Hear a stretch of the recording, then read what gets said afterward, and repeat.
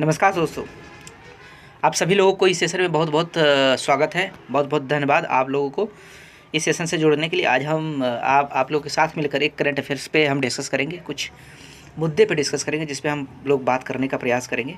कुछ current affairs है, इसके कुछ विषय हैं। हमारे पास निकल कर 6 विषय मेनली आ रहा है दोस्तों, जिस पे हम लोगों को डिस्कस करना है। विषय क्या है? पहला विषय है मनु भाकर ने जीता ओलंपिक का दूसरा पदक। दूसरा विषय है प्रीति सूदन बनी संघ लोक सेवा आयोग के अध्यक्ष। पीएम दक्ष योजना है तीसरा पॉइंट। चौथा पॉइंट है जिया राय इंग्लिश चैनल पार करने वाली सबसे कम उम्र की पैरा तलाक बनी है। केंद्रीय जल आयोग को गिफ ग्लोबल वाटर टेक पुरस्कार मिला है। डॉक्टर एस श्रीधर बने royal society of chemistry London के सदस्य। इसके बारे में हम लोग बात करेंगे, छो पर डिस्कस करेंगे। पहला करंट अफेयर जो पहला पॉइंट हमारे पास आ रहा है वो है मनु भाकर ने जीता ओलंपिक का दूसरा पदक। चर्चा में ये क्यों है, इनके बारे में बात करते हैं हम। पेरिस ओलंपिक में मनु भाकर और सरबजोत सिंह ने 10 मीटर एयर पिस्टल मिश्रित टीम निशानेबाजी प्रतियोगिता में कांस्य पदक जीतने का काम किया है दोस्तों। नेट बंद कर देते हैं भाई, वरना परेशान करेगा ये। चलिए अब सही हो गया, अब कोई परेशानी नहीं होगी। आइए देखते हैं। पेरिस ओलंपिक में मनु भाकर और सरबजोत सिंह ने 10 मीटर एयर पिस्टल मिश्रित टीम निशानेबाजी प्रतियोगिता में कांस्य पदक जीतने का काम किया है दोस्तों। इन्होंने दक्षिण कोरिया के ओह ए जीन और बोनहो ली को 16-10 से हराया है।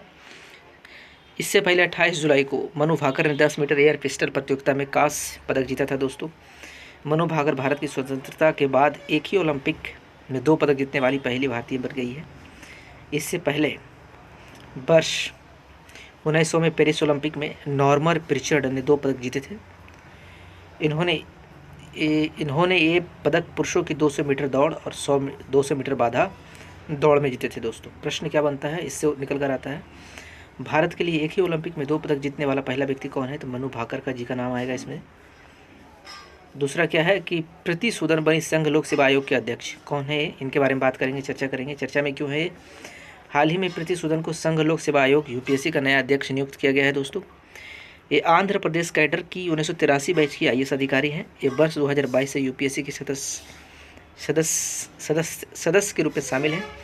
यूपीएससी के अध्यक्ष के रूप में ये मनोज सोनी का स्थान लेंगी। मनोज सोनी ने अपना कार्यकाल खत्म होने से पहले इस्तीफा दे दिया था दोस्तों। संघ लोक सेवा आयोग यूपीएससी का संघ लोक सेवा आयोग भारत की केंद्रीय भर्ती संस्था है। जो नहीं जानते हैं कि संघ लोक सेवा आयोग क्या है, उसके बारे में हम लोग बात करेंगे। संघ लोक सेवा आयोग भारत की केंद्रीय भर्ती संस्था है। यह अखिल भारतीय सेवाओं, केंद्रीय सेवाओं और केंद्र प्रशासित क्षेत्रों की लोक सेवाओं में नियुक्ति के लिए परीक्षाओं का आयोजन करने का काम करती है। यह एक संवैधानिक निकाय है। यूपीएससी के अध्यक्ष और सदस्यों की नियुक्ति भारत के राष्ट्रपति द्वारा की जाती है। ये राष्ट्रपति को ही लिखित त्यागपत्र देकर अपने पद से इस्तीफा भी दे सकता है। इन्हें राष्ट्रपति के आदेश से ही पद से हटाया भी जा सकता है दोस्तों। यूपीएससी के अध्यक्ष या किसी सदस्य को पद से हटाया जा सकता है यदि उसे दिवालिया घोषित किया गया हो। माफ़ कीजिएगा दोस्तों, वो अपने कार्यकाल के दौरान अपने पद के कर्तव्यों के बाहर किसी भी वेतन वाले रोजगार में संलग्न होता हो। राष्ट्रपति की राय में वह मानसिक व शारीरिक दुर्बलता की वजह से पद पर बने रहने के लिए अयोग्य हो। यूपीएससी का कोई भी सदस्य 6 वर्ष की अवधि या 65 वर्ष की आयु तक जो पहले हो सके अपने पद पर रहेगा, ऐसा नियम है दोस्तों। यूपीएससी का अध्यक्ष अपने कार्यकाल के बाद भारत सरकार या किसी राज्य सरकार के अधीन किसी और नौकरी का पात्र नहीं हो सकता है दोस्तों। ये यूपीएससी के कुछ नियम हैं जो मैंने आपके साथ डिस्कस किया, आपको बताने का काम किया। इससे प्रश्न क्या निकल कर आता है, यूपीएससी के अध्यक्ष और सदस्यों की नियुक्ति कौन करता है। इसमें इसका आंसर हो जाएगा राष्ट्रपति का नाम, राष्ट्रपति आएगा। पीएम दक्ष योजना क्या है दोस्तों, अब इस पर हम लोग बात करेंगे, इस पर चर्चा करने का काम करेंगे। ये चर्चा में क्यों है, प्रधानमंत्री दक्षता और कुशलता संपन्न हितग्राही पीएम दक्ष योजना केंद्रीय क्षेत्र की एक योजना है। सामाजिक न्याय और अधिकारिता मंत्रालय इसके लिए एक नोडल मंत्रालय है, याद रखिएगा, बहुत इंपॉर्टेंट है। सामाजिक न्याय और अधिकारिता मंत्रालय इसके लिए नोडल मंत्रालय है। इसे वर्ष 2020-21 में शुरू किया गया था। इस योजना के लिए वर्ष 2021 और 22 से 25-26 तक 450 करोड़ रुपए की राशि स्वीकृति की गई थी दोस्तों, इस योजना के लिए समर्पित की गई है। इसका उद्देश्य क्या है, अनुसूचित जाति, अन्य पिछड़ा वर्ग, विमुक्त जनजाति, आर्थिक रूप से कमजोर वर्ग, कूड़ा बीनने वालों सहित सफाई मित्रों आदि जैसे विभिन्न लक्षित समूहों की योग्यता के स्तर को बढ़ाने का काम ये बढ़ाने के काम करने की जिम्मेदारी इसको दिया जाता है दोस्तों। ये जो दक्षता योजना है इसके तहत यही सारे काम किए जाएंगे। इसका उद्देश्य इन वर्गों के सामाजिक आर्थिक विकास के लिए उन्हें स्वरोजगार और मजदूरी रोजगार दोनों में रोजगार योग्य बनाना इनका मेन मोटिव है।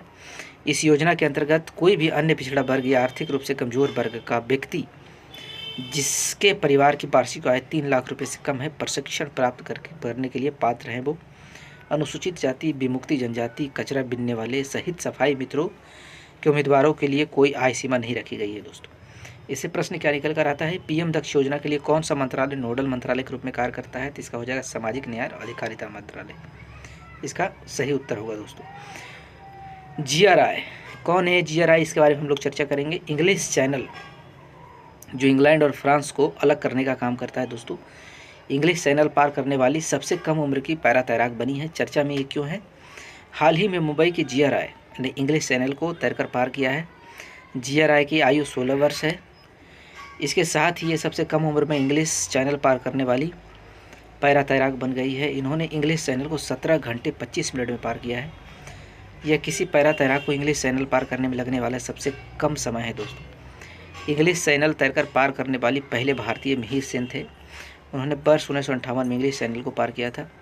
इंग्लिश चैनल पार करने वाली पहली भारतीय महिला आरती शाह जो 1959 में थी।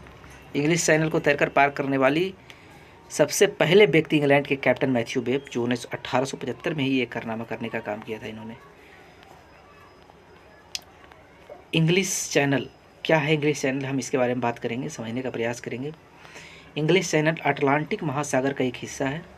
यह इंग्लैंड को फ्रांस से अलग करने का काम करता है। यह डोवर जल डमरू मध्य के माध्यम से उत्तरी सागर को अटलांटिक महासागर से जोड़ने का भी काम करता है दोस्तों। इससे एक प्रश्न निकल कर आता है कि इंग्लिश चैनल किस देशों को अलग करता है? तो इसमें इंग्लैंड और फ्रांस हो जाएगा दोस्तों। आज के सेशन में इतना ही था, नहीं एक और है, आइए इसके बारे में बात करते हैं। केंद्रीय जल आयोग को गिफ्ट ग्लोबल वाटर टेक पुरस्कार मिला है। अभी क्या होता है गिफ्ट ग्लोबल वाटर टेक पुरस्कार, इसके बारे में हम लोग चर्चा करेंगे। आइए पहले बात करते हैं चर्चा में क्यों है। हाल ही में केंद्रीय जल आयोग को गिफ्ट ग्लोबल वाटर टेक पुरस्कार से सम्मानित किया गया है। यह पुरस्कार नई दिल्ली में आयोजित ग्लोबल वाटर टेक समिट 2024 के दौरान दिया गया था दोस्तों। इस समिट का आयोजन global energy and environment foundation द्वारा किया गया था। केंद्रीय जल आयोग को वर्ष का जल विभाग श्रेणी के अंतर्गत यह पुरस्कार दिया गया था। गिफ्ट ग्लोबल वाटर टेक पुरस्कार जल क्षेत्र में सर्वाधिक महत्वपूर्ण उपलब्धियों को मान्यता प्रदान करता है, देने के लिए दिया जाता है दोस्तों। अब केंद्रीय जल आयोग क्या है इसके बारे में चर्चा करेंगे। केंद्रीय जल आयोग भारत का एक प्रमुख तकनीकी संगठन है। इसकी स्थापना वर्ष 2001 में की गई थी। इसका मुख्यालय नई दिल्ली में है। इसका मुख्य कार्य बाढ़ नियंत्रण, सिंचाई, नेविगेशन, पेयजल संबंधित सब विषयों के लिए परामर्श देना है। केंद्रीय जल आयोग की स्थापना किस वर्ष की गई थी? इसका उत्तर 2001 हो जाएगा दोस्तों। डॉक्टर एस श्रीधर बने royal society of chemistry London के सदस्य। कौन है? इनके बारे में बात करेंगे हम। ये चर्चा में क्यों है? हाल ही में डॉक्टर एस श्रीधर को royal society of chemistry London का सदस्य नियुक्त किया गया है। ये वर्तमान में वैज्ञानिक और औद्योगिक अनुसंधान परिषद, भारतीय रासायनिक प्रौद्योगिकी संस्थान हैदराबाद में रासायनिक इंजीनियर और मुख्य वैज्ञानिक भी हैं। शोध वैज्ञानिक के रूप में इन्होंने रसायन और संबंध उद्योगों के लिए कई तकनीकों का विकास और हस्तांतरण किया है। कोविड-19 से निपटने के लिए इन्होंने कम लागत वाले एक मल्टी लेयर बाशबॉल मास्क बनाए, जिन्हें स्कूली बच्चों और फ्रंट लाइन वर्कर सहित 6 लाख से ज़्यादा लोगों को प्रदान किया गया था। Royal society of chemistry London क्या है, इनके बारे में बात करते हैं।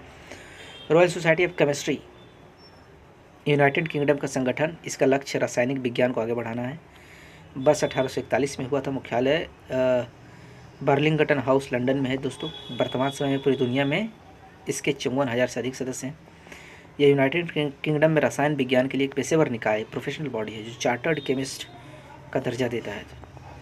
यह योग्य उम्मीदवारों को चार्टर्ड साइंटिस्ट, पंजीकृत वैज्ञानिक और पंजीकृत विज्ञान टेक्नीशियन के पुरस्कार प्रदान करता है। रॉयल सोसाइटी ऑफ केमिस्ट्री की स्थापना किस वर्ष हुई? 1841। इसका सही उत्तर होगा दोस्तों। आज के सेशन में इतना था। बहुत बहुत धन्यवाद आप सभी लोगों को जुड़ने के लिए। आप लोग अपना ख्याल रखिए। जय हिंद।